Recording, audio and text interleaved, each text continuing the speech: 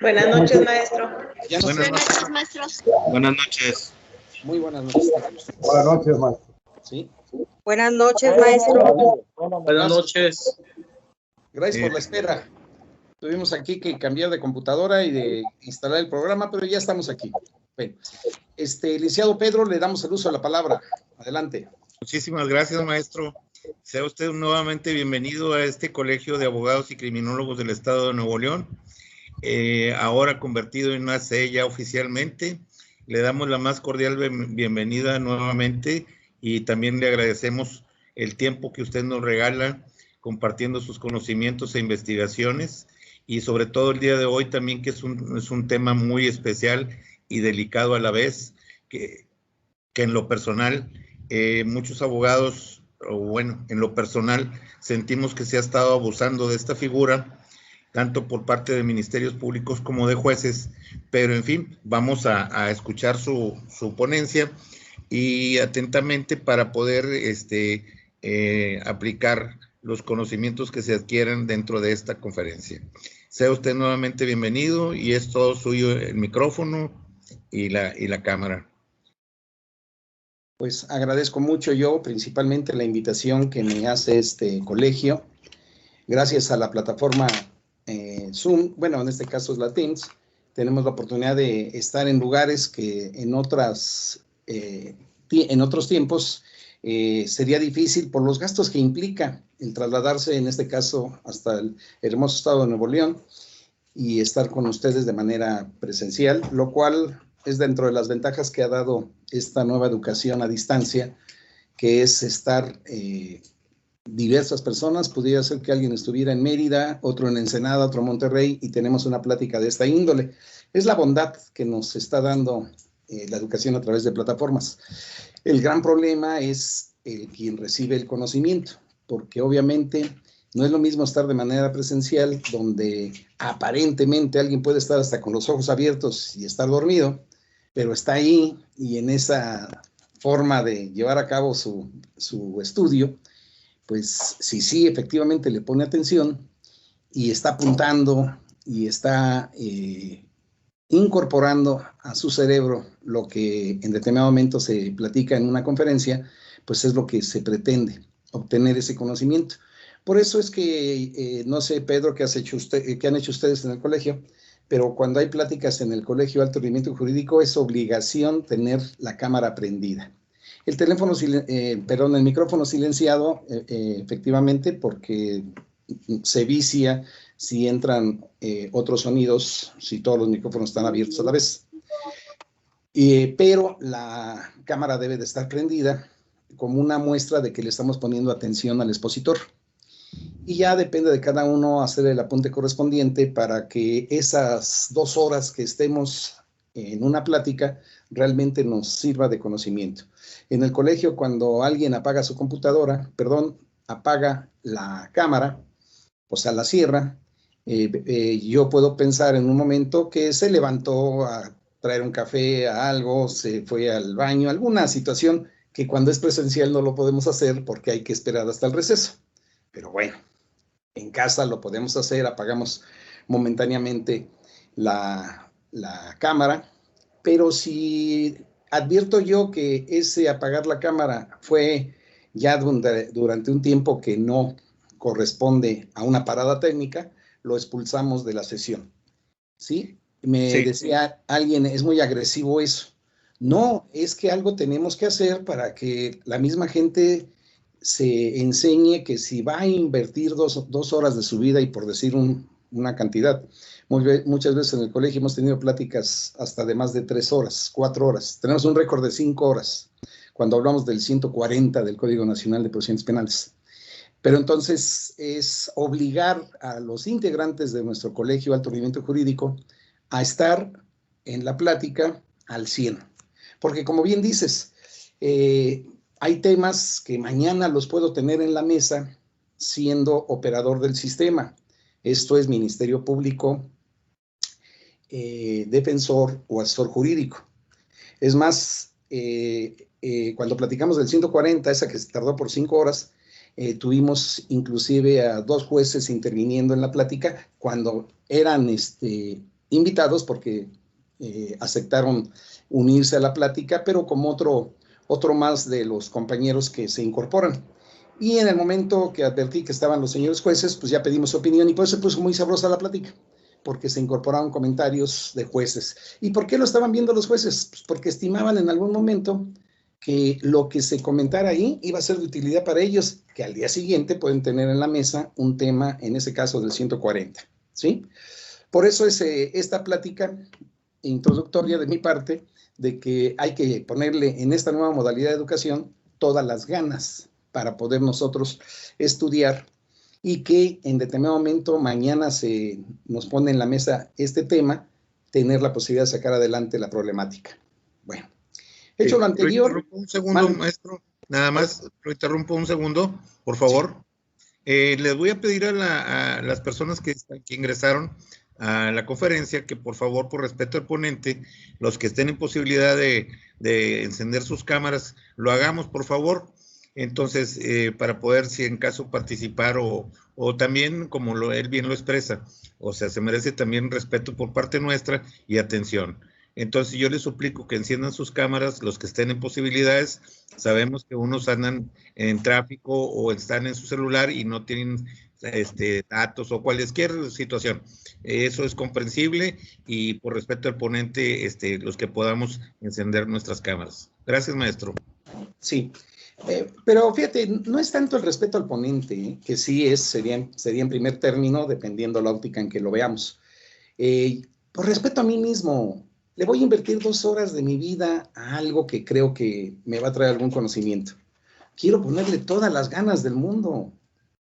Una persona que estaría muy interesada en la plática de hoy se llama Ricardo Anaya, ¿sí? Porque él tiene encima el fantasma de una prisión preventiva oficiosa, depende de la formulación de imputación que le hagan, o en su caso, de una prisión preventiva justificada. En determinado momento, cualquier persona, aún siendo abogado, y tiene el problema, porque dicen que cuando un problema es personal, no hay que defenderse uno mismo, porque se omnibula el raciocinio, te bloqueas. Sin ser abogado, con mayor razón, para poderme dar una idea de lo que mi abogado me está diciendo puede pasar en mi asunto, pues sería muy interesante entrar a la plática del día de hoy. Bueno, vamos a comenzar. Va a haber, acuérdense que yo siempre platico desde el punto de vista de pensar que quien me está viendo pueden ser estudiantes de Derecho, puede ser ya personas que han sacado la licenciatura, pueden ser quienes tengan en esos estudios de posgrado. Sabemos nosotros que después de la licenciatura están los diplomados, están las especialidades, las maestrías, el doctorado. El lenguaje, de repente, se me indica a mí como crítica, yo no lo considero positivo, que es que hablas con un lenguaje demasiado sencillo. Pues sí, se trata que sea un lenguaje demasiado sencillo para que quien escuche pueda en todo momento comprender las figuras que se señalan. Yo entro porque también tengo la idea de que aprende uno de entrar a otras pláticas. El viernes vamos a tener en el Colegio de Alto Rendimiento Jurídico una plática sobre la prisión preventiva. No sé el enfoque que le vaya a dar el maestro y magistrado en retiro, el maestro Juan Manuel Arteaga.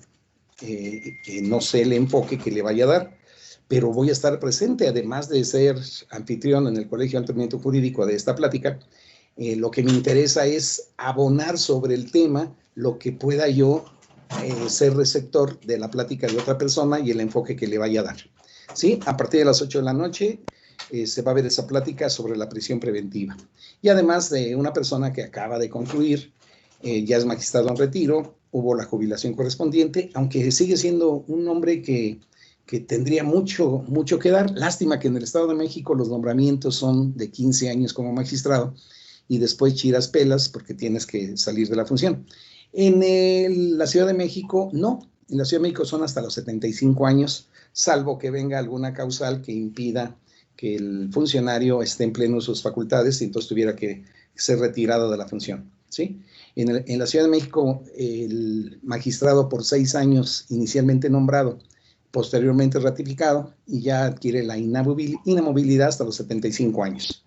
No sé cuál, cada quien tendrá su opinión, que será mejor estar 15 años y provocar que se renueve el poder judicial correspondiente cuando a 15 años salen magistrados, o en la Ciudad de México que se vuelven hasta los 75. Cada quien hablará de su experiencia.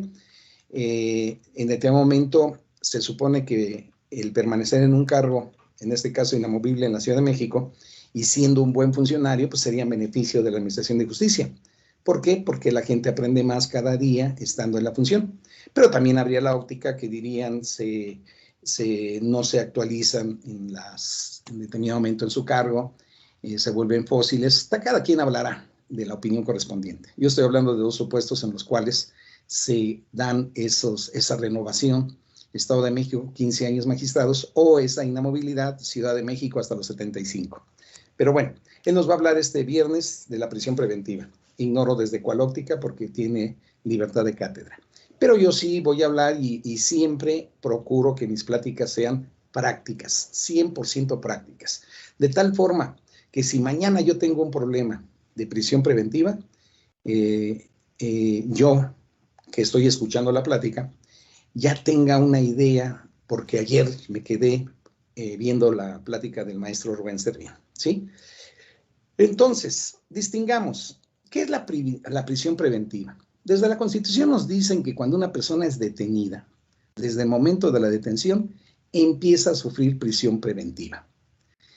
¿Y qué significa la prisión preventiva? La restricción de la libertad de una persona en un centro, los nombres cambian a lo largo de la República, reclusorios, centros de prevención y readaptación social, es los nombres que llegan a cambiar, cerezos y ese nombre, pero son lugares donde no pueden salir porque están por orden judicial restringidos de su libertad.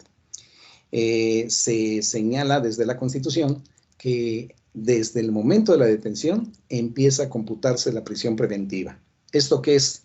Cuando finalmente, luego de un procedimiento penal, causa ejecutoria la resolución correspondiente, que puede ser en primera instancia, si se conforman con la resolución y no hay recurso de apelación, puede ser en segunda instancia, se resuelve el recurso de apelación, se declara que hay delito y hay plena responsabilidad penal, y se dice ahí que causa estado ya la resolución, pero sabemos nosotros que hay la posibilidad del juicio de amparo directo ante tribunal colegiado.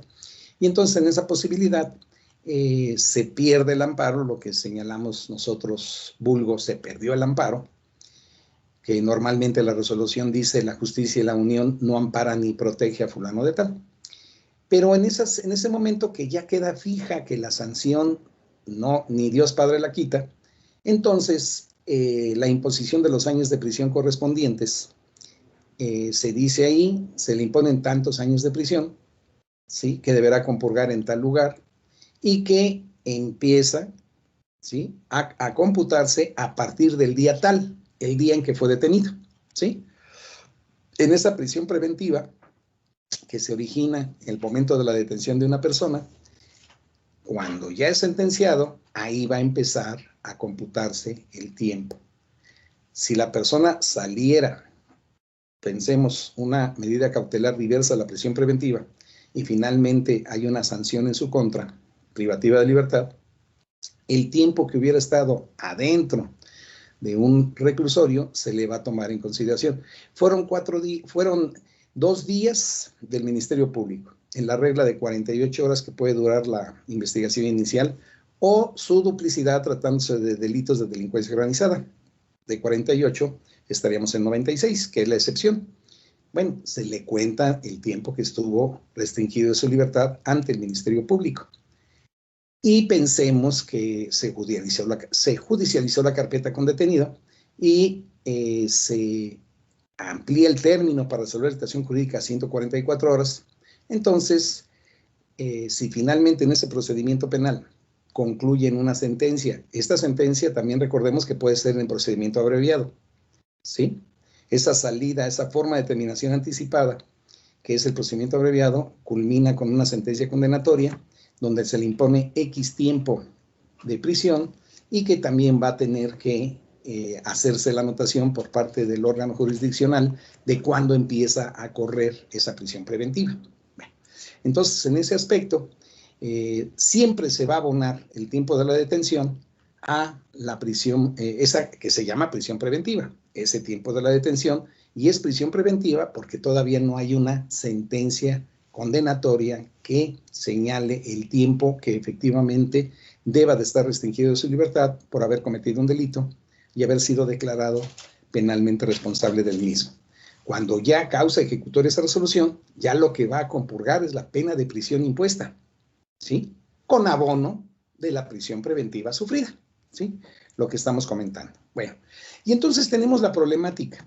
En este sistema procesal penal acusatorio en México, nuestro México que de repente da muchas cuestiones de orgullo y otras de pena en ese panorama internacional, recordemos que para la comunidad internacional la prisión preventiva debe ser excepción, no debe de ser regla, ¿sí? Sin embargo, resulta que en México se está volviendo cada día más la prisión preventiva una regla.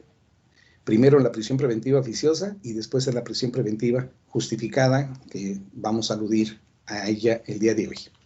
En esta pena de prisión adelantada, don Sergio García Ramírez, en una obra del 2008, que le llamó La Reforma Penal del 2008, señala que la prisión preventiva, en la forma establecida en esa reforma del 18 de junio del 2008, es una prisión adelantada. Y prisión adelantada no porque tenga que ser tomada en consideración, como acabo de señalar hasta este momento de la plática, en relación a que estoy viendo aquí, me están diciendo que le subamos de volumen. Ya le subí un poco más de volumen. Correcto. Bueno, entonces, en esa prisión adelantada, lo dice don Sergio García Ramírez, porque no debería de ser la regla que la persona esté restringida de su libertad en un reclusorio. No debería de ser la regla.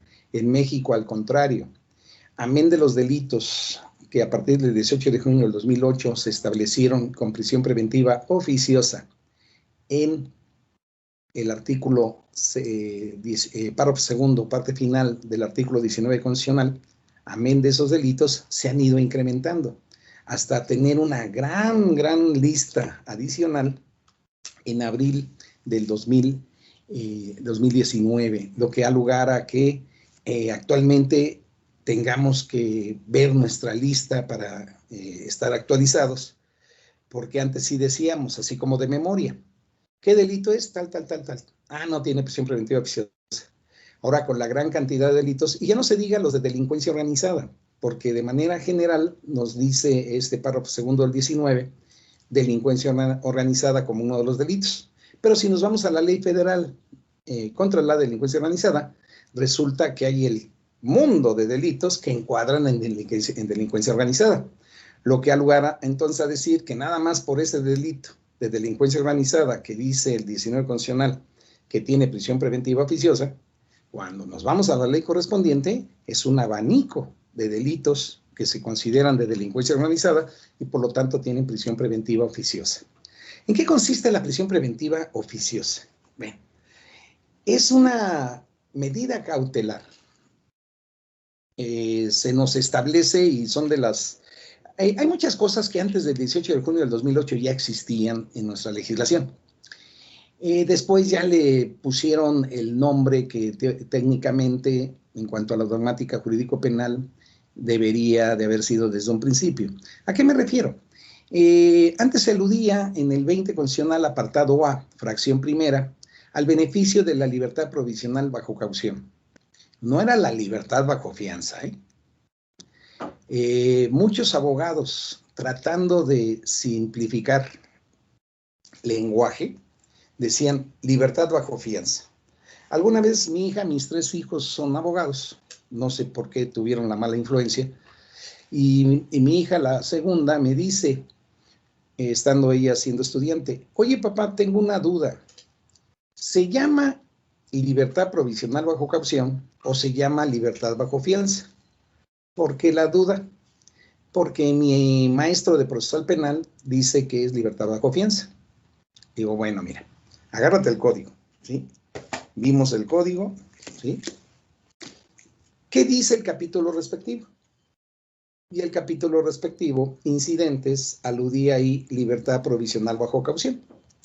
Entonces le digo, el nombre correcto es libertad provisional bajo caución y es un incidente. Pero no te metas en problemas con el maestro porque tu calificación está en manos de ese maestro. Hay maestros que no les agrada que los alumnos destaquen, menos que le corrijan la plana. No tienen la capacidad de decir, hasta aprendí de ti, con esto que me acabas de decir, aprendí. Yo pensé que se llamaba libertad bajo fianza. No entres en conflicto. Mejor navega con bandera, lo que se llama vulgarmente navega con bandera de pendejo, y dile, oiga maestro, tengo una duda. Fíjese que vi el código y el código dice esto, pero usted nos dijo libertad bajo fianza. ¿Cuál será lo correcto, maestro? Ilumíneme. Si el señor, el maestro, es una persona que admite críticas, pues si el código dice libertad provisional o caución, tendría que señalar, esta es la forma más técnica. El otro también es correcto, pero esta es la más técnica. Refiérete como dice el código, ¿sí? Si tuviera esa humildad ante las críticas. Si no, te va a decir cualquiera de las dos es correcta, ¿sí? Pero ahí viene el problema. ¿Qué era la libertad provisional o caución? Una medida cautelar. Una medida cautelar. Y como su nombre lo dice, ¿sí? Es una medida, es algo que se está haciendo antes de, ¿y qué es antes de? Antes de declarar a la persona responsable penalmente, ¿sí? Y que por lo tanto su comportamiento delictivo da lugar a consecuencias jurídicas. Cuando estuve en la maestría en INACIPE, había una materia que se llamaba consecuencias jurídicas del delito. Así, bien bonito, consecuencias jurídicas del delito. ¿Y qué es lo que nos trató ahí? De la cuestión de ya en el momento de que hay una declaratoria de responsabilidad previo que se actualiza por parte del Ministerio, el juzgador, perdón, en el caso que se le pone a su consideración, se actualiza la comisión de un delito. Se entra al estudio de la plena responsabilidad penal, se acredita la misma y entonces debe de haber una sanción. Estas son las consecuencias jurídicas del comportamiento delictivo de una persona. La medida cautelar es algo previo para la consecuencia jurídica, porque como no sabemos si va a ser culpable, pero hay que aplicarte una medida cautelar. Se nos dice que las medidas cautelares pueden ser personales o reales. Las medidas cautelares, para que nosotros ubiquemos y vean por qué es interesante en este momento la plática. Tenemos un artículo 155 del Código Nacional de Procedimientos Penales que nos establece en 14 fracciones las medidas cautelares que se pueden aplicar en el procedimiento penal. Y viene la lista. Y la última de ellas, prisión preventiva, ¿sí? En esa lista de medidas cautelares, nosotros tenemos que ubicar cuáles son de naturaleza personal y cuáles son de naturaleza real. En la doctrina vamos a saber que las medidas cautelares reales son las que le pegan al patrimonio, así de sencillo para identificarlas, ¿sí? Son las que le pegan al patrimonio. En el momento que le pegan al patrimonio, es una medida cautelar real. Ejemplo, garantía económica. Pues va a salir de la bolsa del probable, y hablo de probable porque recordemos que estamos iniciando un procedimiento penal, ¿sí? Alguien me diría, maestro, ya no se habla de probable responsabilidad, probable responsable. Ese es lenguaje del anterior sistema. Yo le comentaría, léete el 137 del Código Nacional de Procedimientos Penales y ahí habla de probable responsable. Y si el código lo tiene incluido, quiere decir que es válido hablar de probable responsable, ¿sí? Se ha abusado de la expresión imputado. El 112 del Código Nacional nos dice que imputado es la persona en contra de la cual el Ministerio Público realiza una investigación. Por lo tanto, para que se adquiera la calidad de imputado, tendría que formularse imputación. En términos del 315, se concluye el segmento en la audiencia inicial de formulación de imputación, ya podríamos decirle a ese sujeto imputado. Pero antes de la formulación de imputación, en una carpeta de investigación con detenido, hay el segmento de control de legalidad de la detención. Entonces, ahí cómo le llamo a la persona que llegó consignada por parte del Ministerio Público, o lo que ahorita se le llama judicializada por parte del Ministerio Público. Agárrate, si es con detenido, el vocabulario que tiene el párrafo quinto del 16 constitucional. Cualquier persona podrá detener al indiciado en el momento de estar cometiendo el delito o inmediatamente después de su realización. Cualquier persona podrá detener al indiciado. ¿Qué nombre? Indiciado. Lo autoriza el párrafo quinto del 16. Y si es una judicialización sin detenido, no va a haber segmento de control de legalidad de detención. ¿Cómo le tendríamos que decir? Pues el investigado, ¿sí? No así empieza la formulación de imputación. Esta representación social está realizando en su contra una investigación. Entonces usted es el sujeto investigado. Termino la formulación de imputación, ya válidamente se le va a llamar imputado. Pero como el Código Nacional, en actos de investigación, 251, 252, y su explicación de cada uno de estos actos, alude a imputado, imputado, imputado, pues ya se nos ha quedado que imputado, desde el momento en que una persona es detenida y llevada ante el Ministerio Público por parte de policías aprensores, ya le empiezan a dar el trato de imputado, ¿sí? Son cuestiones que se han hecho vicios en el sistema, ¿sí? Pero que corresponde a nosotros, si es que estamos convencidos de lo contrario, empezar a hacer estos cambios. ¿Cómo lo voy a hacer yo como humilde defensor? Pues así, refiriéndome en una carpeta de investigación sin detenido, citatorio para audiencia inicial, voluntariamente acude la persona, ¿sí? No voy a decir yo antes de la formulación de imputación, el imputado, el imputado, el imputado, el investigado, con detenido, el indiciado, ¿sí? Y nosotros vamos a hacer factores de ese cambio en la medida. Como lo que les dije en la plática pasada, me remito a lo mismo, porque el defensor jamás, nunca, ni borracho ni drogado, puede decir que acredita que no se cometió el delito. El hecho que la ley señala como delito, el vocablo jurídico correspondiente a esta etapa procesal que estamos en audiencia inicial, por el estándar probatorio que se requiere para el dictado de un acto de vinculación a proceso, el vocablo debe de ser hecho que la ley señala como delito, de lesiones, de homicidio, de fraude, pero hecho que la ley señala como delito. Y la probabilidad de que el imputado intervino en su comisión a título de autor o a título de partícipe. Si yo digo que el hecho que la ley señala como delito no se actualiza, no se demuestra, no se acredita, y le digo al juez, lo cual mi afirmación encuentra apoyo en los siguientes antecedentes de investigación, vulgo llamados datos de prueba. Y al decir vulgo llamados datos de prueba es porque vulgarmente le han llamado datos de prueba. Si digo que no se demuestra la probabilidad de que mi defendido intervino en su comisión a título de autor o a título de partícipe, y tengo que señalar, lo cual se acredita con los siguientes antecedentes de investigación, vulgo llamados datos de prueba. ¿Y por qué la cantaleta vulgos datos de prueba? Porque el párrafo primero del 261 del Código Nacional dice que el dato de prueba sirve para chingar al prójimo, y el prójimo es tu defendido. Dice este párrafo primero, el dato de prueba es la referencia a un determinado medio de convicción, aún no desahogado ante el órgano jurisdiccional, que se estima idóneo y pertinente para acreditar el hecho delictivo. El dato de prueba es el que se estima idóneo y pertinente para acreditar el hecho delictivo. Yo, defensor, digo que no se acreditó el hecho delictivo, no se acreditó. y lo demuestro con datos de prueba. El dato de prueba es para acreditar hecho delictivo, párrafo primero 261. Ah, no, pues entonces no, yo no quiero aportar datos de prueba. Entonces, ¿qué es lo que quiere aportar abogado? No, pues así, datos de prueba no. Entonces, ¿qué? Agárrate el lenguaje de la Constitución, apartado B, ¿sí?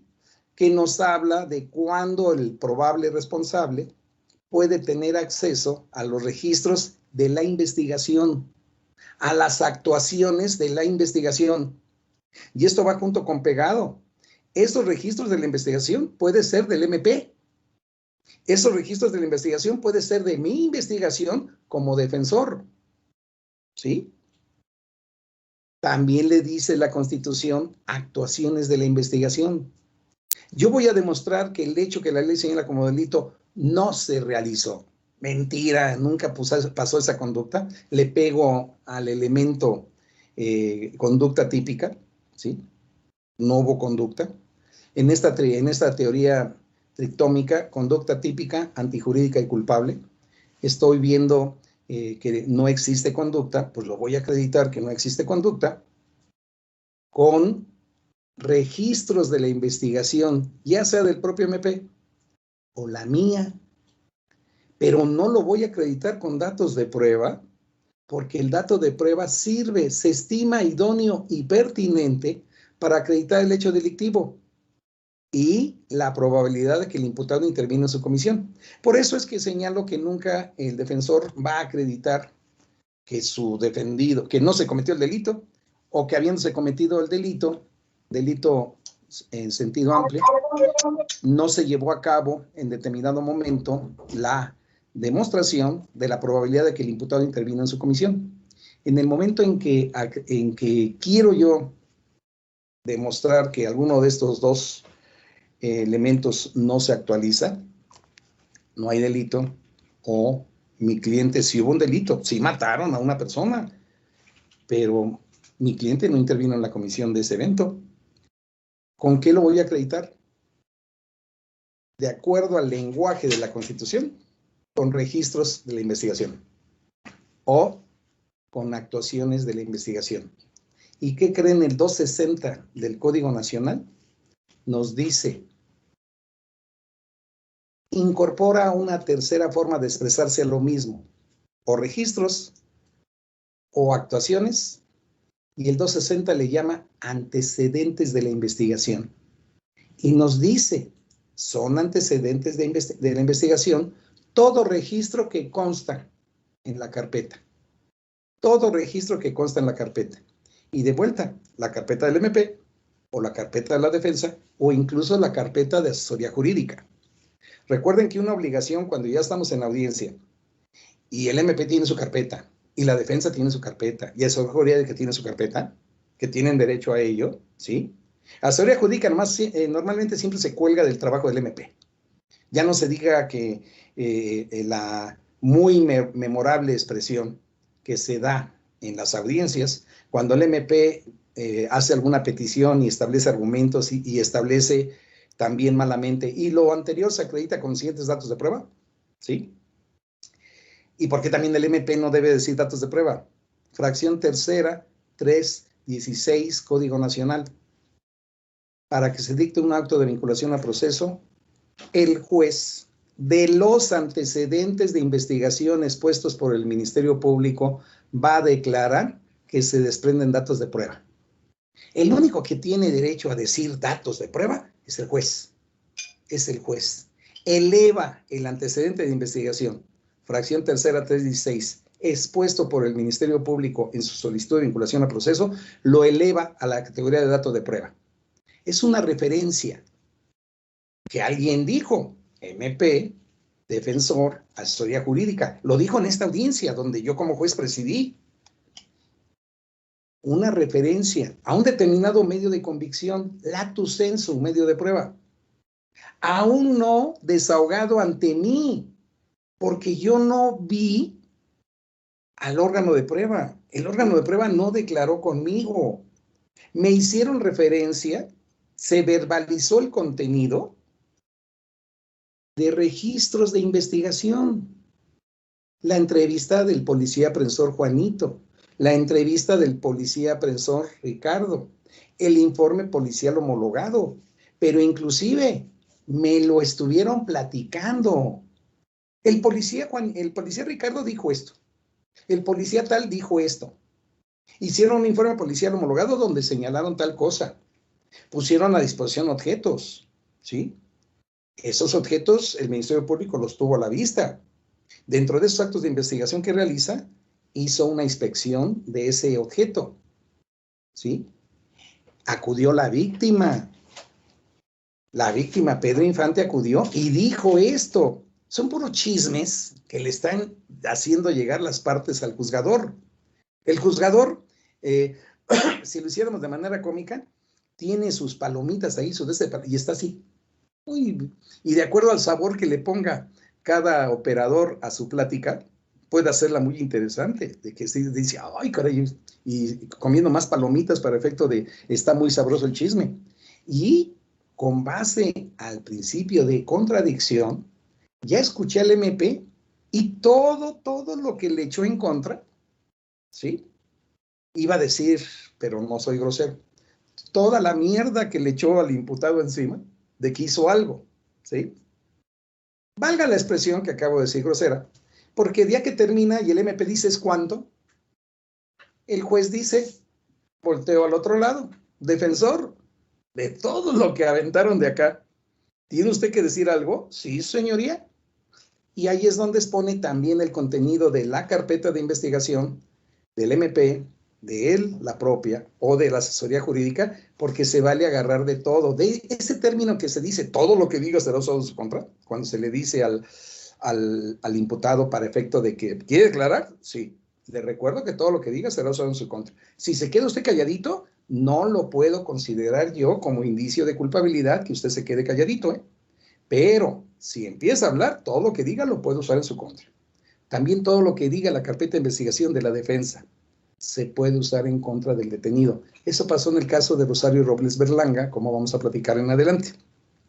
Ahorita lo que quiero hacer referencia, y fue este momento, respecto a que tenemos nosotros que cambiar, y si ya nos convencimos analizando el párrafo primero del 261, ¿cuál es la naturaleza jurídica del dato de prueba? De acuerdo a lo que dice el código, no lo dice Servín, el código lo dice. Es la referencia a un determinado medio de convicción a uno desahogado ante el órgano jurisdiccional, que se estima idóneo y pertinente para acreditar hecho delictivo y la probabilidad de que el imputado intervino en su comisión a título de autor o de partícipe. El dato de prueba sirve para chingar al prójimo y el prójimo es el imputado. Eres defensor. Voy a demostrar que no se acreditó el delito con datos de prueba. No, pues así como lo dice, ¿no? Lo voy a demostrar que no intervino en su comisión con datos de prueba, ¿no? ¿Sí? Incluso para que nos demos cuenta de que malamente se ha utilizado el lenguaje de dato de prueba de manera indiscriminada, en esto que nos toca el día de hoy, medida cautelar. Pensemos que el Ministerio Público en una prisión preventiva justificada, porque tiene que realizar argumentos para efecto de convencer al juzgador que el mejor lugar donde puede estar el imputado en lo que dura su procedimiento es en el interior de un reclusorio, ¿sí? Porque hay riesgos procesales. Si lo dejas ir, juez, o no lo volvemos a ver en la vida, ahí está Laura Bros. Le dijeron, tienes este término, porque su audiencia fue a través de videoconferencia, se le aplicó prisión preventiva justificada, le dijeron, yo sé que tú eres una persona muy cabal, ¿sí? Me estoy burlando ahorita del lenguaje, y como tienes prisión preventiva justificada, te esperamos tal día, tal hora, y llegas a tal reclusorio, y vas a tocar la puerta y decir, bueno, ya vengo, es que me dijeron que tenía que venir a quedarme aquí. ¿Cuánto tiempo? No, pues no sé, pero me dijeron que mientras dure el procedimiento penal. Ah, pásele. Por algo no ha ido. ¿Por qué? Porque ¿quién quiere estar en prisión? Si doña Rosario supiera que en su expresión vengo a enfrentar la injusta acusación realizada en mi contra y voy a demostrar todo, si supiera que hasta el día de hoy, que ya lleva 2 años adentro, iba a pasar eso, que le iban a aplicar prisión preventiva justificada, no hubiera acudido. Solamente hay alguien que dijo, pero no se llevó a cabo, ¿sí? Que dijo, si a mí me libran un orden de aprehensión y me detienen, acudiré a demostrar mi inocencia ante tribunales y estaré adentro, ¿sí? Una persona que desaforaron, le retiraron el cargo de jefe de gobierno. ¿Y saben ustedes por qué nunca estuvo adentro de un reclusorio? Y demostrar su teoría, el consejo que le dio a Ricardo Anaya, de que la cárcel fortalece, ¿sí? Gandhi estuvo en la cárcel, Hitler estuvo en la cárcel, hasta hizo su libro Mi Lucha, ¿sí? Mandela tuvo muchos años en la cárcel, ¿sí? Juárez, Francisco y Madero. No, pues hay mucha gente que estuvo en la cárcel, próceres de la democracia, y la cárcel fortalece, ¿sí? Pero, ¿quién quisiera estar en la cárcel? Yo frecuentemente ingresaba al reclusorio, siendo juzgador. No sé, en la medida que estando en un cargo público de esta naturaleza y seas distinto al resto de la comunidad de jueces, en lugar de que se empiece a decir que estás haciendo cambios, te lo toman a mal.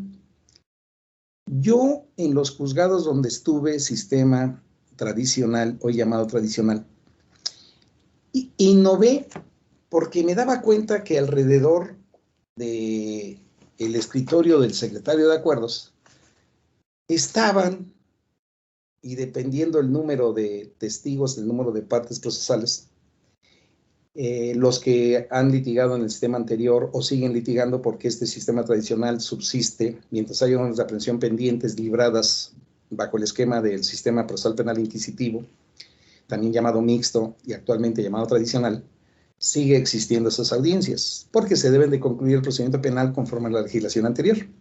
Entiéndase, no hay salas de audiencia. Y entonces, eso de estar arremolidados alrededor del escritorio del secretario de acuerdos sigue existiendo.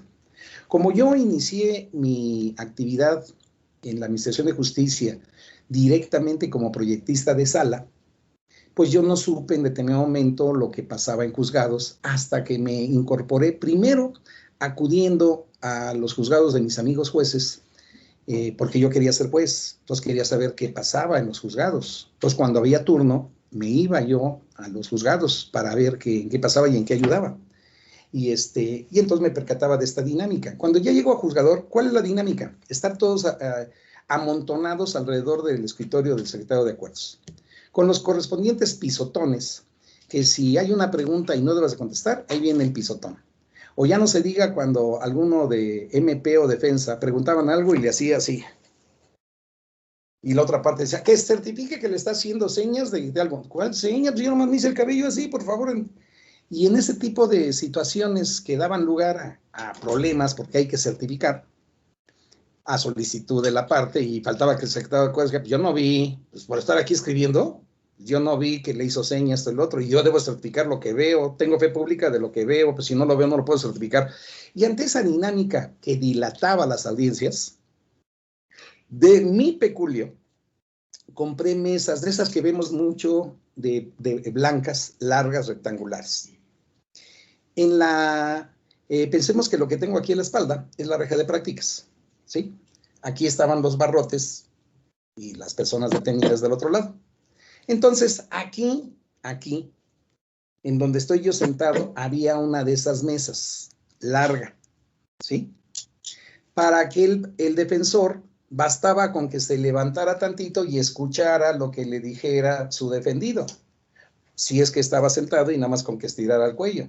O en dado caso se levantara y pudiera tener comunicación, ¿sí? Enfrente estaba el otro escritorio del Ministerio Público, ¿sí? Y nótese que enfrente no es pegado, ¿eh? Había un espacio, van a ver para qué era ese espacio. Y de este lado, en la punta de cada mesa, estaba el escritorio del secretario de acuerdos, ¿sí? Y de tal forma la computadora que no la tuviera así enfrente y no viera qué pasaba, sino de lado, ¿sí? Y estuviera así y cuidando a las partes procesales. Y en el corredor que se hacía en medio estaba la silla para el testigo.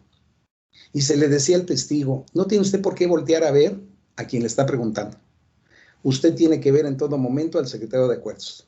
Y como había ese espacio en el corredor, no había oportunidad que alguna de las partes estirara el pie para pisarle algo, para hacer alguna señal indicativa de en qué sentido tenía que responder. Hice esos cambios. También la reja de prácticas, le mandé poner de mi bolsa una cortina vertical. Entiéndase que cuando no había audiencias, entraban las personas y aquí, en lugar de ver la reja de prácticas, veía una cortina vertical. Le daba más dignidad al recinto que entrar y ver directamente barrotes. Y ya no se digan los que, esto yo no lo viví, sino lo dice la historia. En Lecumberri, las rejas de prácticas eran de piso a techo, ¿sí? Se ha visto en películas también de registros fotográficos, en películas que llegaron a filmar ahí, se veían esas rejas de prácticas desde piso a techo.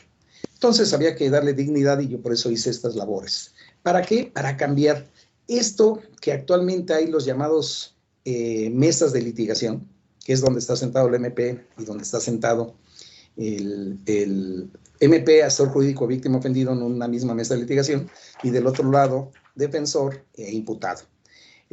¿Para qué? Para darles orden en las audiencias. Lo que sí nunca tuve, fue la visión de videograbar. No, pues ahí iba a implicar demasiado dinero, ¿sí? Nunca lo pensé como probabilidad para hacer constancias de las audiencias. El código lo permitía, ¿eh? Pero no, ahí sí ya mi sueldo no alcanzaba para tanto. Bueno, pero entonces estos cambios que los vimos en el sistema anterior parten de que hay instituciones que ya existían desde antes, ¿sí? En este caso, las medidas cautelares. ¿Había embargo precautorio antes? Sí. ¿Había prisión domiciliaria? Sí.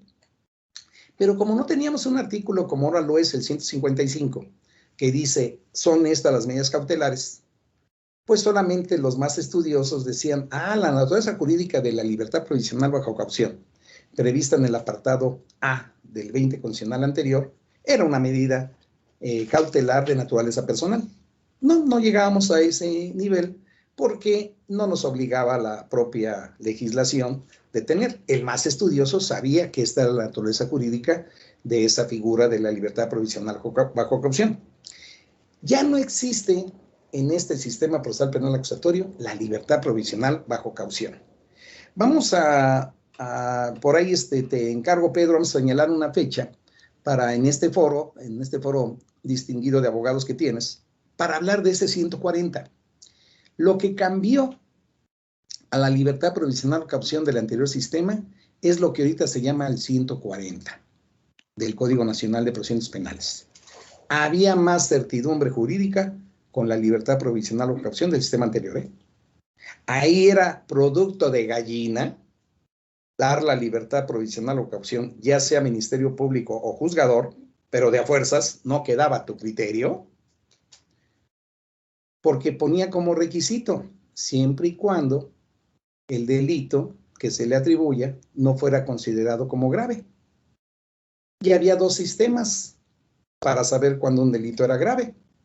El Código Federal de Procedimientos Penales y el Código Penal del Estado de México, por poner dos ejemplos que iban en el mismo sentido, señalaban, había un artículo, todos estos delitos son graves y por lo tanto no tienen derecho a la libertad provisional o caución. Diríamos que ese es un antecedente del 19 constitucional. El sistema de fijar un catálogo de delitos considerados como graves porque no tienen derecho a la libertad provisional o caución a consecuencia de la calificación de graves, era lo que hacía el Código Federal de Procedimientos Penales y el Código Penal. Y fíjense, Código Federal de Procedimientos Penales, legislación adjetiva. Código Penal del Estado de México, legislación sustantiva. Pero ambos ubicaban un catálogo de delitos que no tenían derecho a la libertad provisional bajo caución. Esta forma de trabajar es lo que ahorita es el 19 constitucional, párrafo segundo. Un catálogo de delitos que no tienen derecho, no a la libertad provisional, no, que no tienen derecho a que se les pueda aplicar una medida cautelar que no sea prisión preventiva, ¿sí?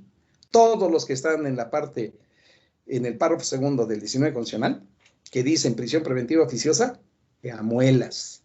Hubo la semana pasada una plática de su servidor y decía una dama que sé que tiene aspiraciones de llegar a la Judicatura Federal. Hizo examen, ojalá y lo gane.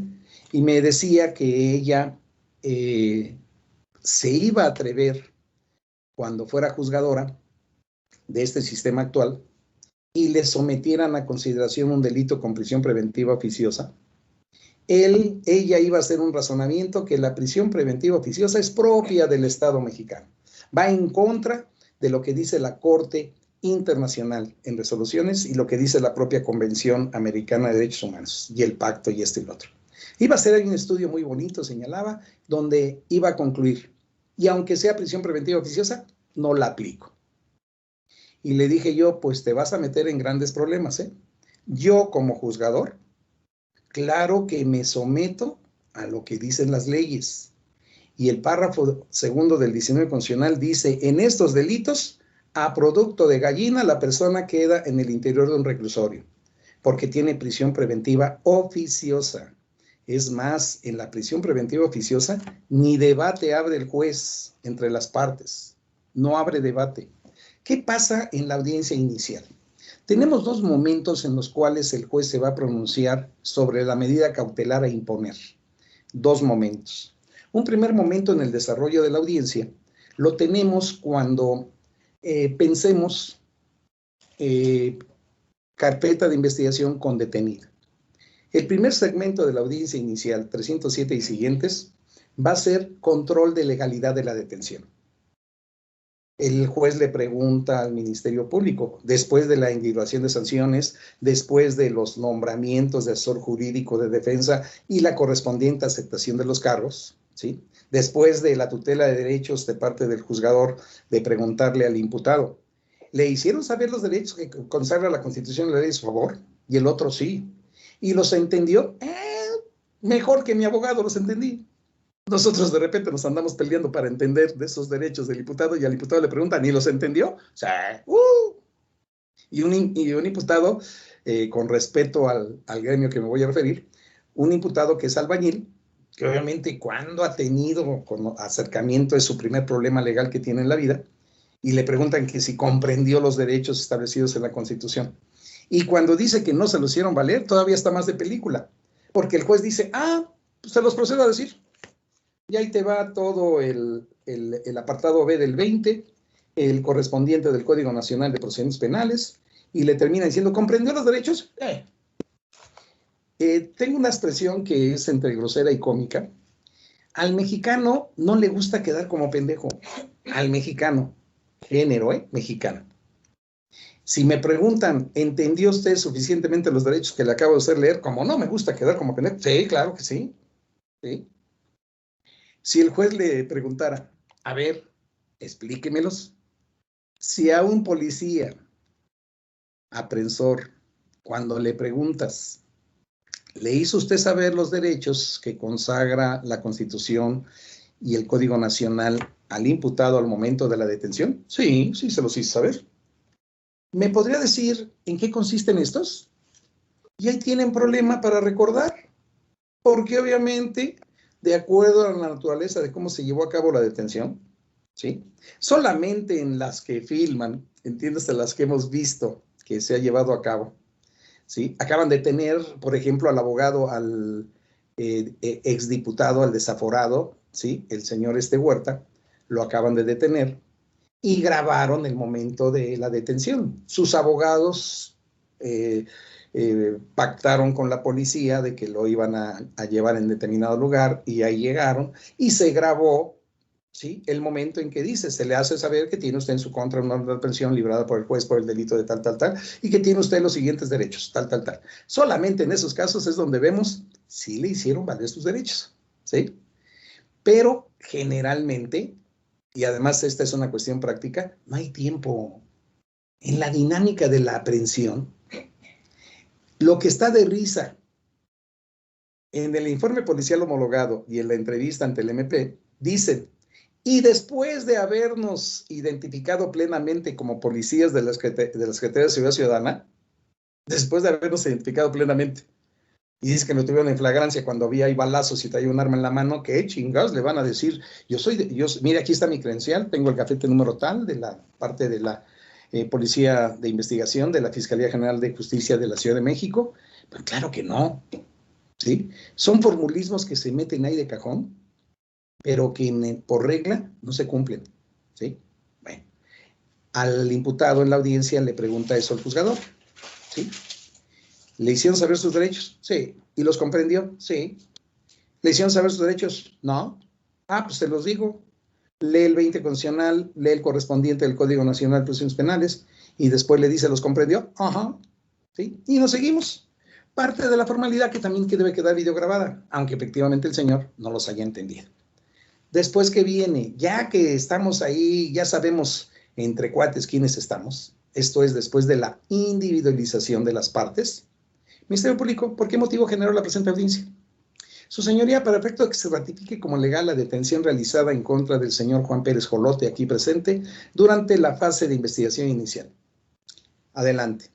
Sin dado caso, la defensa, que también esto ocurre en el 98% de los casos, la defensa no ha tenido acceso a los registros de la investigación, no a los datos de prueba, a los registros de la investigación, a las actuaciones de la investigación, lenguaje del apartado B del 20 constitucional, registros de la investigación, actuaciones de la investigación, 260 Código Nacional, antecedentes de la investigación, que el Ministerio Público, 5 minutos antes de empezar la audiencia, le entrega su copia de la carpeta. Cuando el MP dice, sí, señoría, perfecto, se ratifica y termina, y el juez le dice, adelante, levanta la mano el defensor y dice, su señoría, quiero hacer desconocimiento que 5 minutos antes de empezar la audiencia, el Ministerio Público aquí presente me hizo entrega de la carpeta de la investigación, de la cual no tengo conocimiento alguno. Y dice el Ministerio Público, usted fue el abogado que estuvo en la fase de investigación inicial, las 48 horas que la persona estuvo detenida, usted estuvo en la agencia. Sí, pero nunca me permitió ver los registros de la investigación. Lo más que hice fue, al momento de aceptar el cargo, estar presente en la entrevista donde mi defendido se reservó el derecho a declarar, pero usted, Ministerio Público, jamás me permitió el acceso a la carpeta, ¿sí? Por ello, señoría, solicito se me conceda un término de 3 horas para efecto de conocer la carpeta. Así sea que la carpeta tuviera un volumen como lo que es esto, que es realmente pan comido, pero hay que leerla con otras habilidades colaterales que debe de tener el abogado. Y al decir abogado es MP, asesor jurídico o defensa, en este caso el defensor. ¿Cuáles habilidades colaterales? Aparte de mi paquetería jurídica instalada en el cerebro a lo largo de todos los estudios que hasta el día de hoy he tenido, esa es mi paquetería jurídica, ¿sí? Al leer el expediente, debo saber leer. ¿Qué es saber leer? Yo pongo ejemplo, y me pasó muchas veces, más siendo juzgador. Hablaba de siendo proyectista, que fueron 6 años, luego siendo juzgador, pero siendo proyectista yo elaboraba. Siendo juzgador yo revisaba.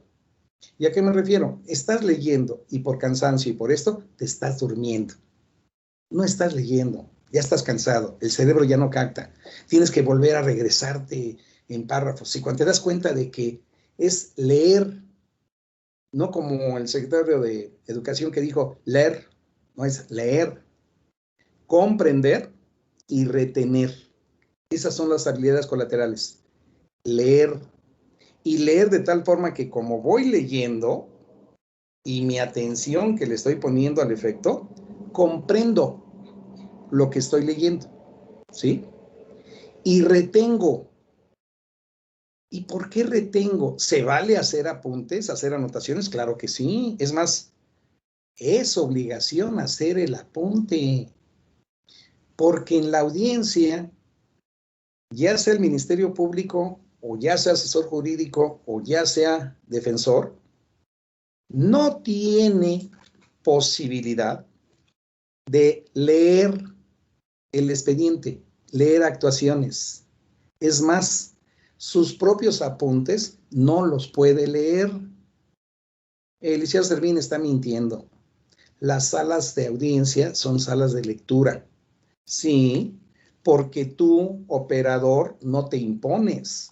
Cuando estás viendo que el Ministerio Público se la pasa leyendo, que efectivamente se la pasa leyendo, no eres capaz de levantar tu manita y al levantar tu manita, el juez se interrumpe al MP en su lectura, porque además el propio juez está en chinga escribiendo y no ve que el Ministerio Público está leyendo, o inclusive le llega a decir, abogado, por favor, más despacio. ¿Por qué? Pues estoy apuntando.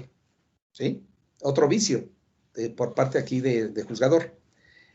En el momento en que levantas más tu mano, porque aunque sea de reojo está escribiendo, pero el juez se supone que tiene un panorama general, y si levantas más tu mano y le empiezas a hacer así, obviamente el juez va a levantar la vista y va a decir, este loco ¿qué quiere? Y le dice al Ministerio Público, permítame, Ministerio Público, defensor, su señoría, con fundamento en el párrafo segundo del artículo 44 del Código Nacional de Procedimientos Penales, solicito se privilegie la oralidad. Es evidente que el Ministerio Público está leyendo. Y este numeral señala que no se pueden leer constancias procesales. Se debe de privilegiar la oralidad que demuestre el conocimiento del asunto. Me han llegado a decir defensores, no son constancias, son mis apuntes. También el párrafo segundo del 44 prohíbe la lectura de apuntes elaborados por las partes que sustituyan la argumentación y demuestren el desconocimiento del expediente. El juez normalmente, Ministerio Público, no lo haga. Y seguimos. Y te percatas que vuelve a leer, levantas tu mano otra vez. Su señoría, el Ministerio Público sigue leyendo. Solicito se le aplique una medida de apremio para efecto de que no insista en seguir leyendo. Usted ya le dijo que no debiera leer y no le ha hecho caso a su indicación, y motivo por el cual solicito, señoría, ahora se le aplique una medida de apremio. Me han llegado a decir a mí, los jueces, Ministerio Público, no haga uso de lectura puede leer anotaciones que tenga usted, ¿sí? Se entiende, se infiere que los asuntos son distintos, usted tiene mucha chamba, eso, lo otro. Puede usted leer apuntes, pero de una vista rápida, no que se ponga usted a leer, ¿sí? Y usted, licenciado Servín, en el momento que le toque el uso de la palabra, también no debe de estar leyendo, ¿eh? Me la adelanta. Pero obviamente, como yo he hecho uso de esta habilidad colateral de lectura, compresión y retención y tener mis notas, basta en las notas, valga, aquí tengo unas hojas, y en estas hojas tengo fechas, tengo nombres, tengo cargos, tengo calles.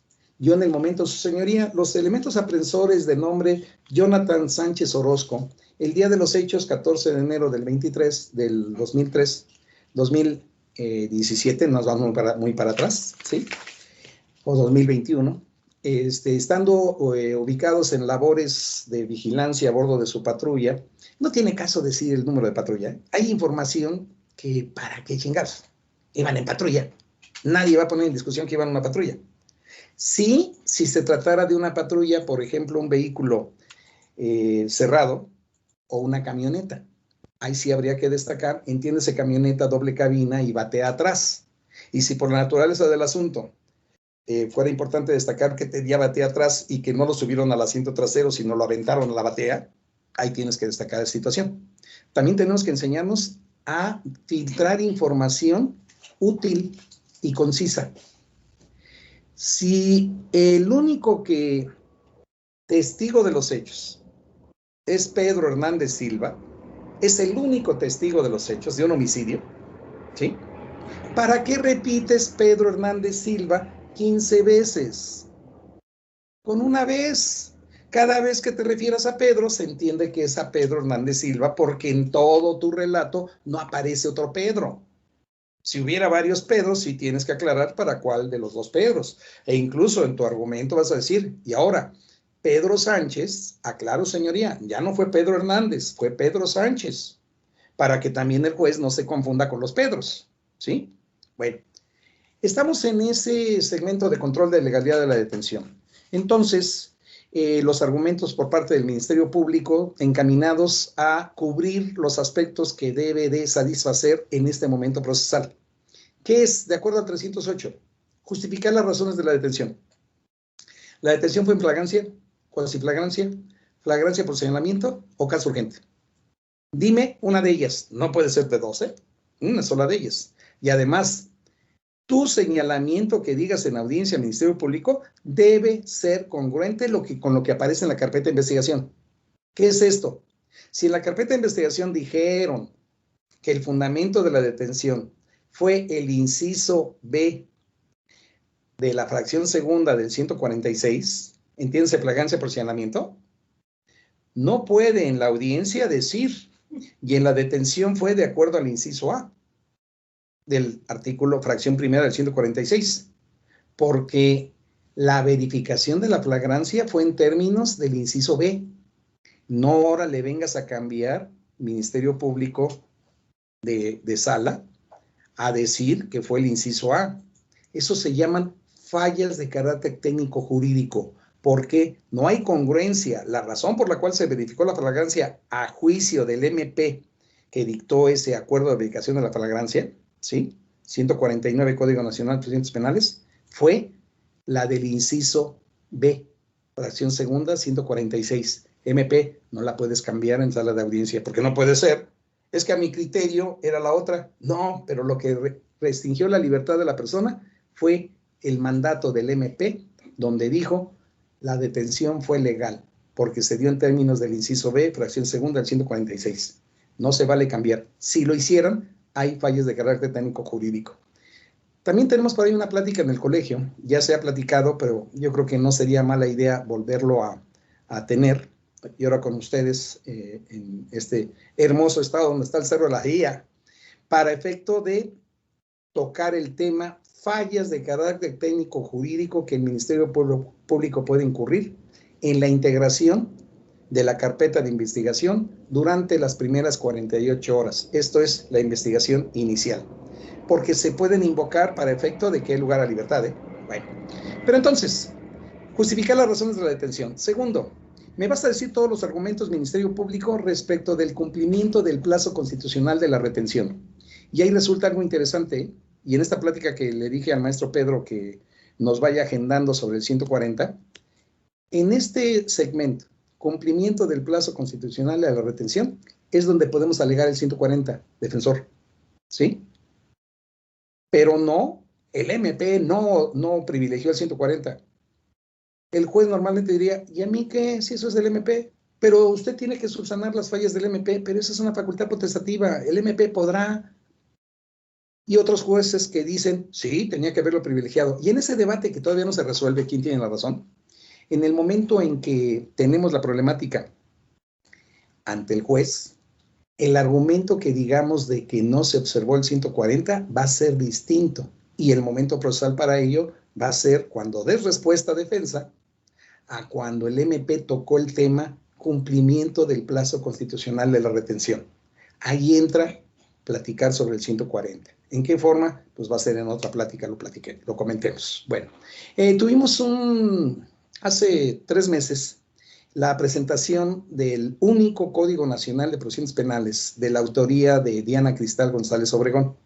Amén de que es amiga, me cae muy bien, la obra está muy buena, está extraordinaria.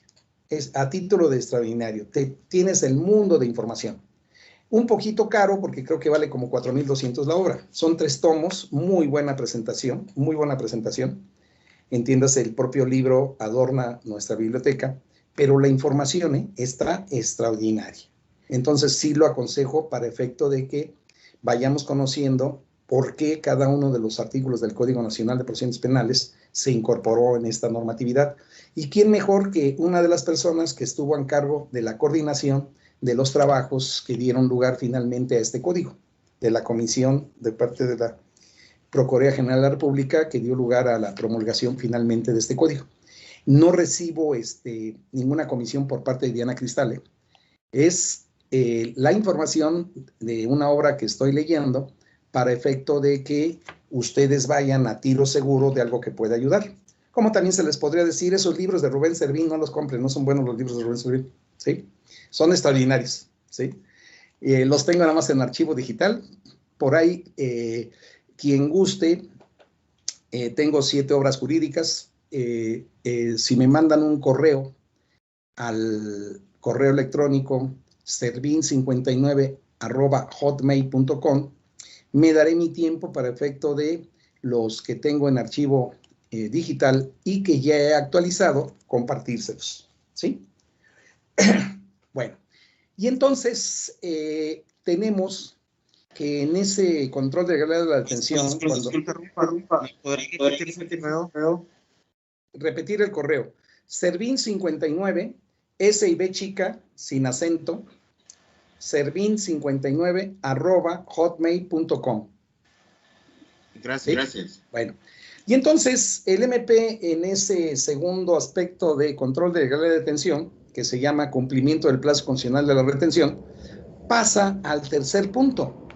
El delito por el cual estás solicitando se ratifique legal la detención requiere requisito de procedibilidad. De entrada, todos los delitos tienen requisito de procedibilidad, todos. ¿Por qué? El MP no puede actuar por sí solo. Aún en los delitos perseguibles de oficio, que esto es, la regla es que todos los delitos previstos en la legislación penal, y dije legislación penal, no nomás dije código penal, legislación penal, entiéndase, códigos penales y leyes especiales. Todo eso integra la legislación penal. La ley de amparo tiene ilícitos penales, ¿sí? La ley del medio ambiente tiene ilícitos penales, la ley de trata de personas, la ley de secuestro. Entiéndase que no únicamente los delitos están en los códigos penales, están regados en las leyes especiales. Y la regla es, todos los delitos previstos en la legislación penal, regla, se persiguen de oficio. Excepción, cuando en la propia normatividad se dice, este comportamiento bajo tal circunstancia se seguirá de querella, o hay veces que ni dan explicación. Explicación es violencia familiar. Este delito, cuando se cometa en contra de niños, de menores de edad, se perseguirá de oficio, ¿sí? Y fuera de ello, será de querella. Violencia familiar entre cónyuges es de querella. Esas son las aclaraciones que los códigos o las leyes nos dan. La regla, todos los delitos se persiguen de oficio. Excepción, cuando la propia normatividad te indique cuándo se perseguirá de querella. Esto es muy importante que lo tengamos presentes, ¿eh? Muy importante. Otra regla, todos los delitos previstos en la legislación penal, la descripción típica está señalada para delitos dolosos. La descripción típica está señalada para delitos dolosos y será culposo el comportamiento cuando en la parte general principalmente en el Código Penal se indique estos comportamientos cuando se realicen de manera culposa serán sancionados, lo que se llaman números clausos, ¿sí?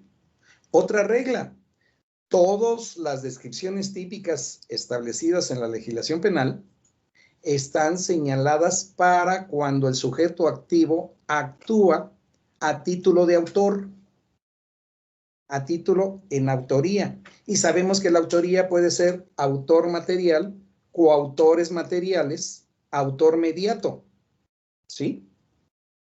Porque el otro se llama participación.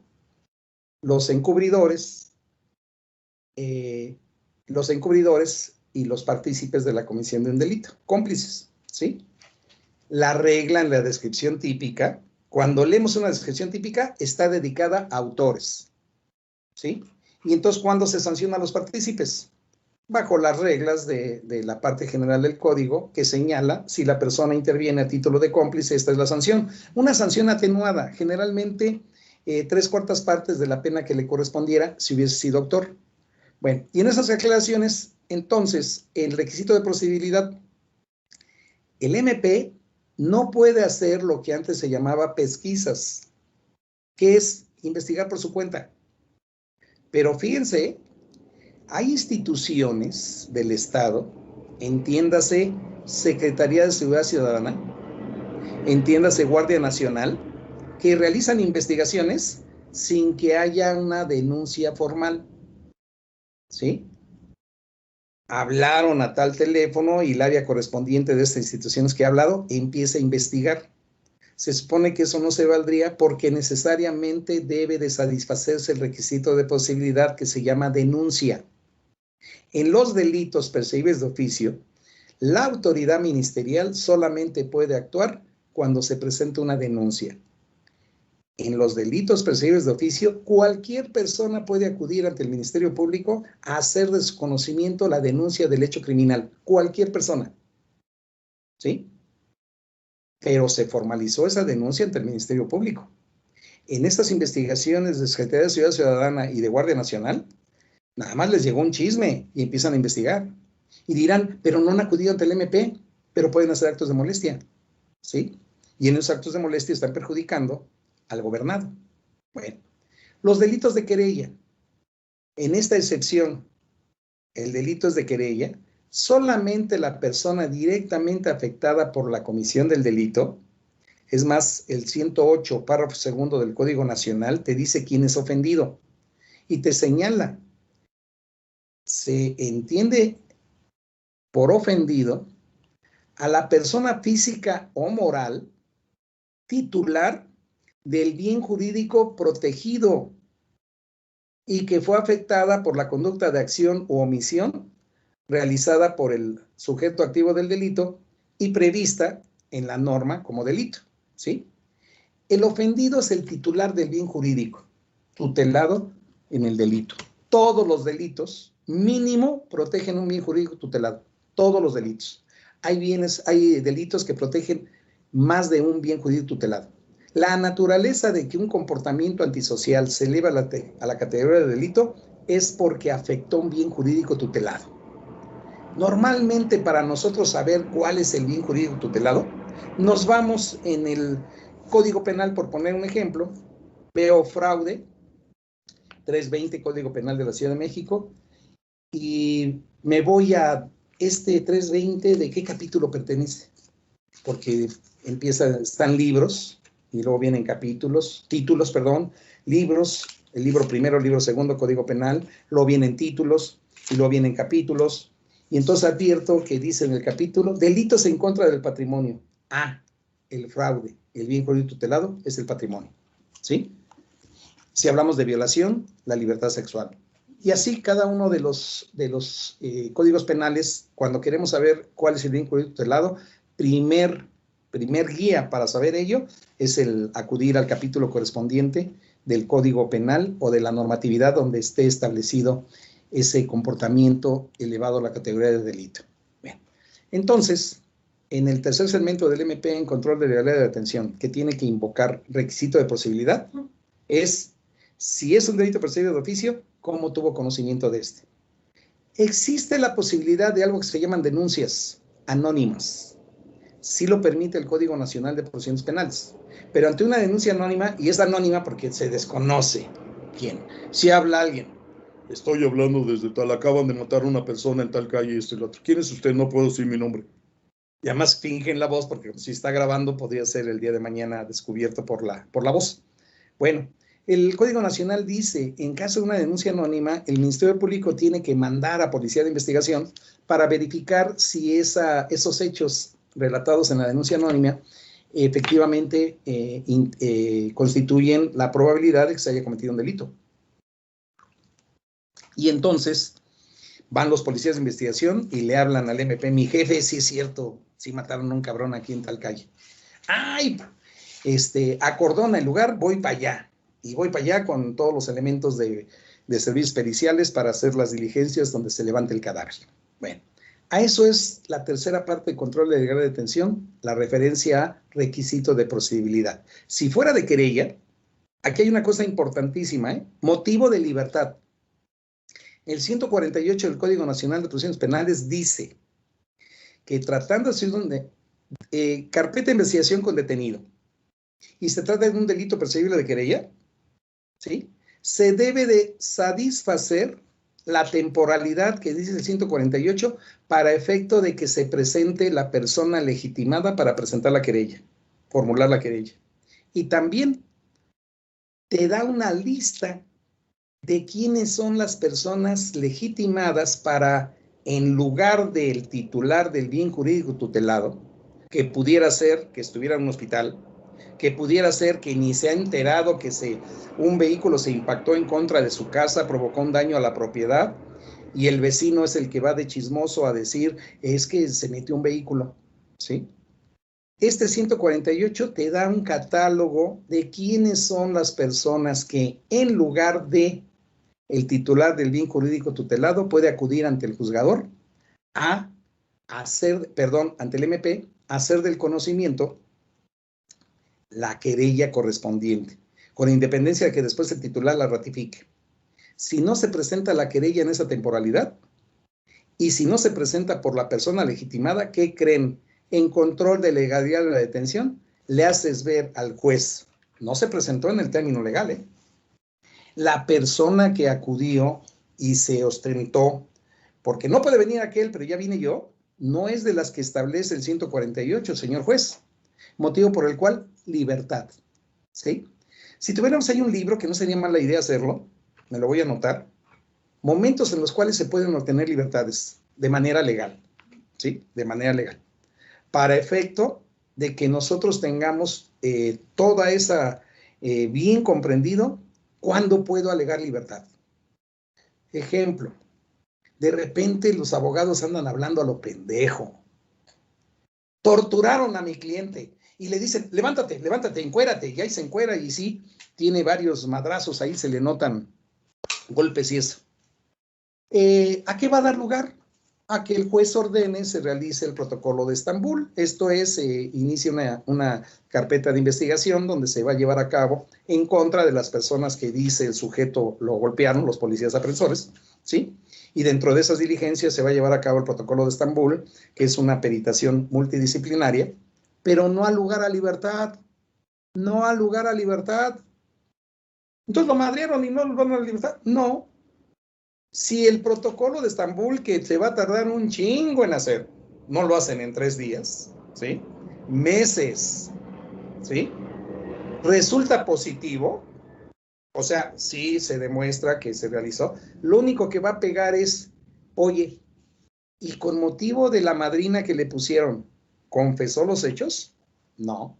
¿Con motivo de la madrina que le pusieron, dio información para efecto de obtener medios de prueba que después fueron volteados en su contra? No. Entonces no tiene relevancia. ¿Por qué? Porque esos actos de tortura, para que tengan relevancia en el procedimiento penal, en su procedimiento penal, van a afectar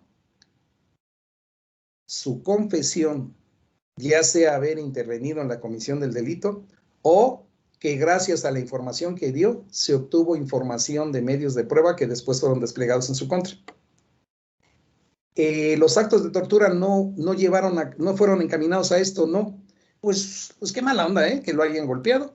Las personas que lo golpearon, si se logra acreditar quiénes fueron, pues van a ser objeto de una carpeta de investigación. Está el delito de tortura, que además es imprescriptible, pero no va a ser motivo para efecto de que tengan libertad, y menos en este control de legalidad de detención, donde se va a ordenar el protocolo de Estambul, pero no hay los resultados, ¿sí? Entonces también otro libro sería muy interesante, ¿qué es lo que no debes de decir, defensor, para que no pierdas el tiempo lo pendejo en la audiencia? ¿Sí? Demora en la apuesta. Se tardaron, lo detuvieron a tal hora los policías aprensores y se tardaron. El tiempo normal que es del lugar donde lo detuvieron a este lugar, y hablando allá de Monterrey, el tráfico que tengan ustedes, normalmente, así con tráfico mediano, ¿sí? Sería 1 hora. Se llevaron 5 horas, señor juez. 5 horas. Y nunca se justificó por qué fueron las 5 horas. Por lo tanto, solicito la libertad. Para nada. Ya se pronunció la Corte.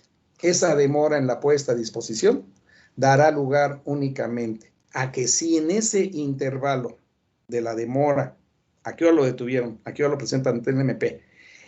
Los policías aprensores se pusieron a hacer labores de investigación. Encontraron una cartera cerca del lugar, encontraron una pistola escondida en tal, que casualmente fue la que se utilizó en el evento, ¿sí? Toda esa información que obtuvieron los policías en el intervalo de la demora en la puesta a disposición, le va a pegar únicamente a que tu abogado vas a tener que invocar en la audiencia y solicito ante la demora injustificada que no le dé usted, señor juez, valor alguno al arma que encontraron, porque la encontraron en 5 horas, ¿sí? A la cartera que encontraron, ¿sí? A toda esa serie de indicios, evidencia material que le avientan en contra a la persona, ¿sí? Es lo único que le pega, pero no a libertad, ¿eh? Ya se pronunció la corte. Y eso desde hace bastante rato. Habla de fraccionar los momentos. ¿El momento de la detención fue legal? ¿La detención fue legal? Sí, esa no hay duda, fue legal. ¿Y el problema es la demora? Sí. Pues fracciona los momentos. ¿La detención fue legal? Califica como legal. Se tardaron en la puesta a disposición. Responsabilidad administrativa y penal de los elementos de la policía, pero no va a haber lugar a libertad. Lo más que vas a poder tener es que se declaren la ilicitud de los medios de prueba obtenidos por los aprensores en ese intervalo en donde se tardaron en poner a la puesta a disposición, ¿sí? También un libro en ese sentido sería muy bueno para... ¿Y saben por qué?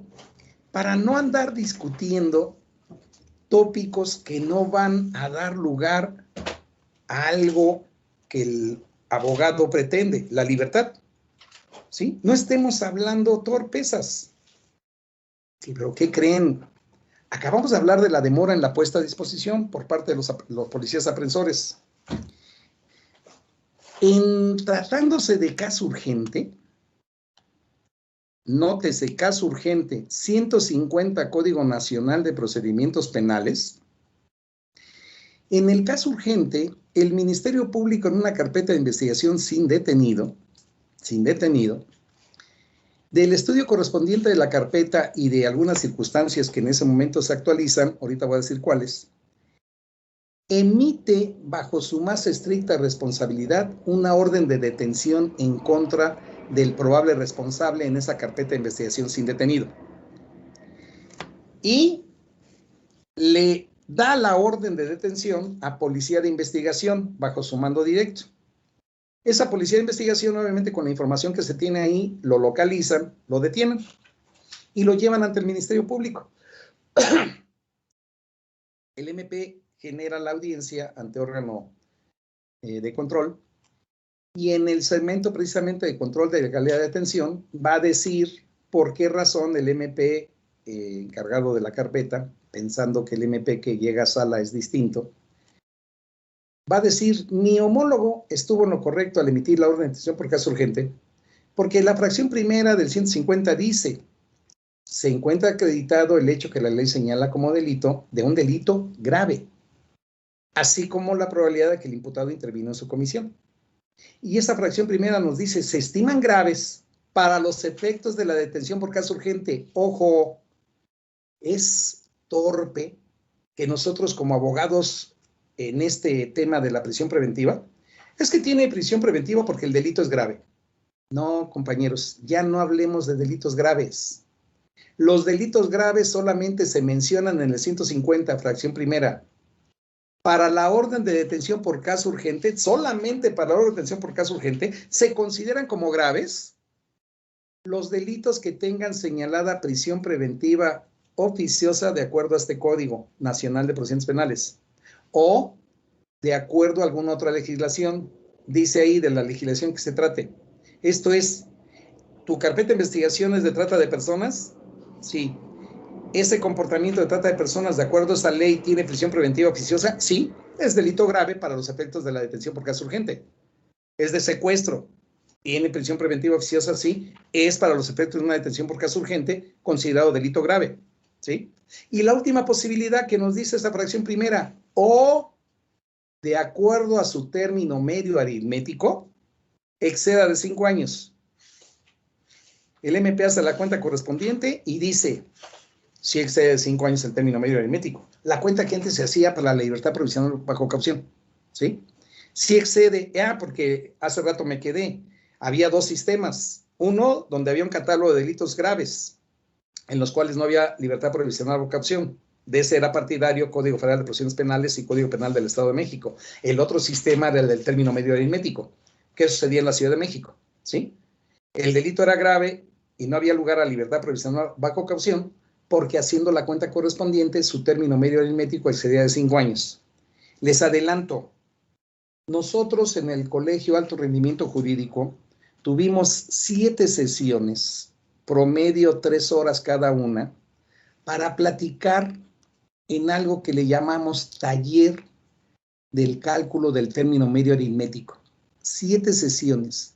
No es tan sencillo como decir, ¿cómo sacas el término medio aritmético? Ah, mira, todo delito tiene una punibilidad. Si esa punibilidad es pena de prisión, a la pena mínima le sumas la pena máxima. El resultado que te salga lo divides entre 2. Y si en ese resultado te sale menos de 5 años, ¿sí? Ese es tu término medio aritmético. No está tan fácil, ¿eh? En serio que otro motivo de libertad en este libro de libertades, en este sistema procesal penal acusatorio que comentamos ahorita, una forma de obtener la libertad es cuando el MP te argumenta que se dictó una orden de detención por caso urgente en términos del artículo 150, porque el término medio aritmético del delito que se trate excedía de 5 años, te pones a hacer las cuentas correspondientes. Les invito a acudir a ese taller que aparece de manera gratuita en la página del Colegio Alto Rendimiento Jurídico. Y entonces puede ser que de tus cuentas le digas al juez cuando el MP termina su discurso, el juez pregunta, ¿abogado tiene algo que decir? Sí, señoría. Del primer requisito que establece la fracción primera del 150 y que el MP lo hizo consistir en que el término medio aritmético del delito de que se trate excedía de 5 años, en el presente caso el delito tal, en las cuentas del MP dijo que excedía de 5 años este término medio aritmético, lo cual le motivó a liberar la orden de detención por caso urgente. Su señoría, el Ministerio Público que dictó esa orden incurrió en responsabilidad administrativa y penal porque restringió la libertad de mi defendido de manera ilegal. ¿Por qué de manera ilegal? Porque haciendo la cuenta del cálculo del término medio aritmético no excedía de 5 años, señoría. Haciendo la cuenta correspondiente eran 4 años, 9 meses. Me permito al efecto señalarle esa cuenta. Yo he utilizado la técnica de cuadros. Me gusta la expresión, aunque es grosera la expresión, de trabajar a prueba de pendejos. Esta frase de trabajar a prueba de pendejos es ponerlo de tal forma que el más torpe lo va a entender. Y en este momento estoy señalando, no estoy mencionando nombres de nadie, ¿sí? Digo, por no ofender, pero ha lugar a error muy seguido. En las cuentas ha lugar a error. Créanmela que este taller lo hicimos de manera virtual, pero yo lo he hecho varias veces de manera presencial, cuando podíamos. Y equipos, vamos a pensar que hay 20 personas. Hacemos equipos de 5. Cambien las sillas, júntense así las sillas. Están todos para acá, júntense en círculos. Y además, así como están sentados, los 5 que están aquí, los de acá. O sea, no hagan equipos con sus cuates. Así como en la suerte que se sentaron, hagan sus equipos. A ver, se trata de un delito de robo calificado. El monto de lo robado fueron 100 pesos. Concurrieron en la comisión de este robo, por eso es calificado, la agravante de que se cometió en contra de trausente, prevista en el artículo tal. Asimismo, concurrió la calificativa de que los sujetos activos del delito, uno de ellos estaba armado, prevista en el artículo tal. Y al que detuvieron no fue al sujeto activo que intervino a título de autor, sino al que detuvieron fue el cómplice, porque estuvo echando aguas en el momento que el otro se acercó a la pareja de novios y le desapoderó de celulares y cartera. Él estuvo en un lado echando aguas, sí cumplió su cometido. Ahí viene la patrulla. El del arma se echó a correr con los objetos desapoderados, pero este menso se echó a correr hacia donde venía la policía y lo agarraron. Entonces, él intervino a título de cómplice. Por favor, hagan la cuenta respectiva. ¿Sí?